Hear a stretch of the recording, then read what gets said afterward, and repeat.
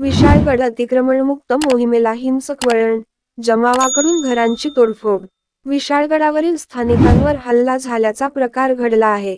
इतकेच नव्हे तर बंदोबस्तासाठी तैनात असलेल्या पोलिसांवर सुद्धा हल्ला झाल्याचा आरोप होत आहे. विशाळगड अतिक्रमणमुक्त मोहिमेला हिंसक वळण. कोल्हापूर छत्रपती शिवरायांच्या पराक्रमी इतिहासाचा साक्षीदार असलेल्या विशाळगडावर आज स्वराज्य पक्षाचे संस्थापक अध्यक्ष माजी खासदार संभाजीराजे छत्रपती यांच्या नेतृत्वाखाली विशाळगड अतिक्रमण मुक्त मोहीम राबवण्यात आली होती. मात्र, या आंदोलनाला विशाळगडाच्या पायथ्याशी हिंसक वळण लागलं.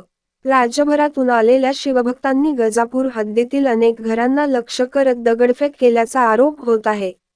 घरातील प्रापंचिक साहित्य रस्त्यावर टाकून नुकसान करण्यात आलं.